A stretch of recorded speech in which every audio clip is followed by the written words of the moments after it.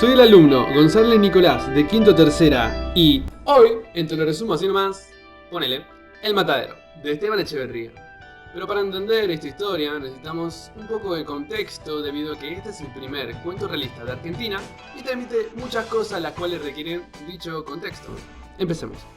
Él nació y creció en Buenos Aires, Argentina, y fue uno de los primeros en estudiar en la Universidad de Buenos Aires, fundada en el gobierno de Bernardino Rivadavia. Esto es importante, ya veremos por qué. Bueno, sigue. El joven Echeverría pensó y se dio cuenta que la literatura en su país era muy pobre con respecto a la de otros países. Solo se podían encontrar las payadas y poemas de los gauchos. El punto es que agarró sus cosas y se fue para Europa, donde se educaría y años después volvería de Francia, más fuerte y más intelectual que nunca. Luego de volver, realizó un llamado con sus antiguos compañeros de la universidad para organizarse y compartir conocimientos. Reuniéndose en una biblioteca, empezaron a hablar y entre charla y charla llegaron a un acuerdo. Armarían un movimiento intelectual el cual buscaría desenlazarse de todas las costumbres y tradiciones españolas. Ellos buscaban crear una patria por medio del romanticismo, el cual buscaba que se actuase más con el corazón que con el cerebro, por así decirlo. Además del joven Echeverría como líder, podemos encontrar, entre otros, a Sarmiento, Alberdi y Gutiérrez. Pero su movimiento va a tener una inclinación unitaria. Esto se debe a que la universidad en donde estudiaron fue inaugurada en el gobierno de Rivadavia. ¿Te acordás que te dije que era importante? Bueno, eso es porque Rivadavia era unitario, por lo cual su universidad haría entender que eso era lo mejor, puesto que en ese momento la Argentina estaba pasando por unos quilombos entre decidir si ser unitario o federal. Spoiler, ganan los federales. Pero esto nos lleva al siguiente punto. Resumido así nomás, los unitarios hacían referencia a un partido político argentino que abogaba por el liberalismo. Por otra parte, los federales conformaban un partido de oposición que luchaba por mantener el poder de las provincias de la Argentina. Mientras que los unitarios luchaban por un gobierno centralizado, localizado en la ciudad de Buenos Aires, los federales buscaban la descentralización política para que se respetara la autonomía de las provincias dentro de la nación. Hay muchas cosas más atrás, pero bueno, no quiero que esto dure 30 años. La generación del 37 se enfrentaría al gobierno de Rosas, pero luego de unas idas y vueltas, Rosas se cansaría y los exiliaría a todos. En el exilio moriría Echeverría con 45 años en Uruguay. 20 años después de su muerte, se publicaría El Matadero, escrito entre 1838 y 1840, antes de su exilio. Ahora que sabemos un poco dónde se ubica la historia y en qué contexto, podemos empezar. El cuento empieza de una forma un poco rara, pero se entiende que por el momento en el que transcurre la historia, llovió, y llovió mucho en Buenos Aires.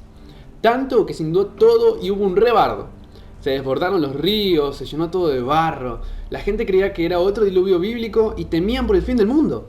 Los unitarios culpaban a los federales y los federales a los unitarios. ¡Un caos!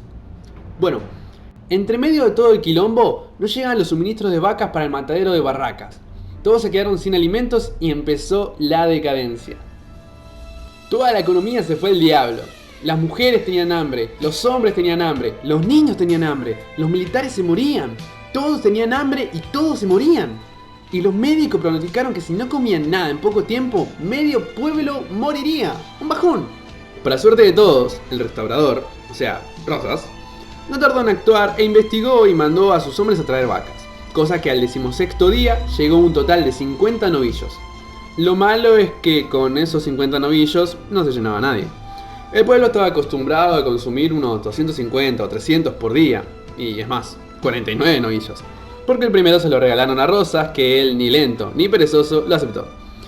En un cuarto de hora degollaron a las 49 vacas restantes y se lo narra como un suceso un tanto grotesco. Las 49 reses colgadas de sus cueros, la sangre brotando por doquier y la gente abajo de la sangre. Muy tétrico todo. En un momento se nos explica el fanatismo por Rosas, mostrándonos que el matadero está lleno de carteles como ¡Viva el restaurador! y esas cosas. Pero más lleno estaba el matadero de gente esperando a que los carniceros terminen de laburar con las vacas para poder comer, porque estaban muertos de hambre. Lo suficiente como para intentar arrebatar algún que otro cacho de carne, como intentaron dos africanas. Ellas cazaron un poco de tripas y se fueron corriendo con la carne derramando sangre por ahí. Rápidamente, un grupo de jóvenes las persiguieron, atraparon y torturaron, por así decirlo, a las mujeres. Este grupete va a ser protagonista de la parte final del cuento y sus integrantes son Mata7, como el gaucho resacado que no puede controlar su ira. Los carniceros, como los que van a ayudar con el bardo. El juez, como el que va a dictar una sentencia medio rara. Y el unitario, como el que eventualmente morirá.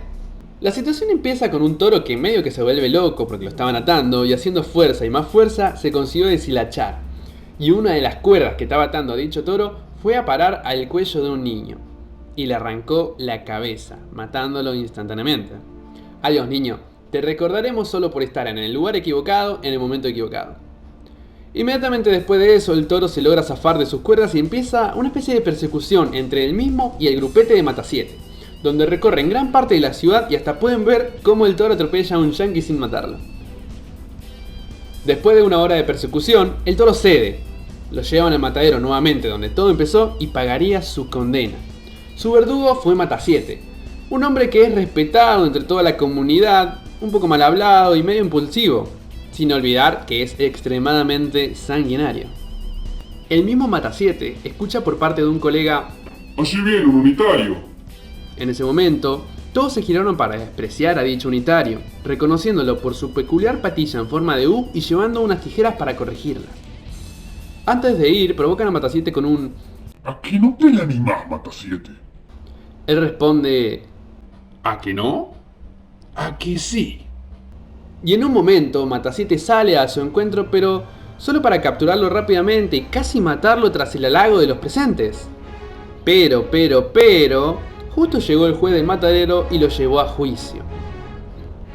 En el juicio, acompañado de los carniceros, Mata7 y el juez, todo se vuelve un poco extraño, porque el muchacho peleaba con todas sus fuerzas, y bien que hacía, porque ellos estaban dispuestos a matarlo. El chico parecía endemoniado, solo insultando y devolviendo las provocaciones del juez. En un momento, el juez dicta la sentencia de que lo desnuden y la cosa se pone complicada porque el pibe no quiere, obviamente. Tanto no quiere que explota de ira. Le salía sangre de la nariz y de la boca. Debido a esto, murió. Bueno, al terminar de leer el cuento y entender el contexto que tenía Echeverría, vemos lo que quería transmitir. Él nos propuso ver a los federales como él los veía en ese momento.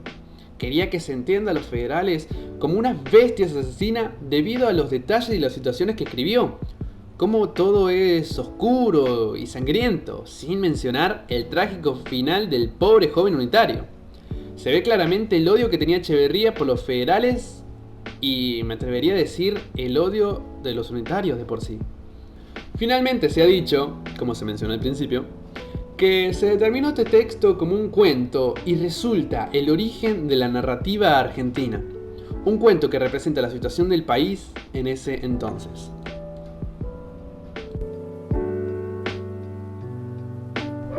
Bueno, acá termina el resumen y nada, me ayudé con el mismo texto, obviamente, alguna que otra imagen de por ahí que fui sacando y un video que se ve casi al final que estaba medio complicado y saqué de ahí. Nada, espero que les haya gustado tanto a ustedes, mis queridos compañeros, como a la profe. Ahora no.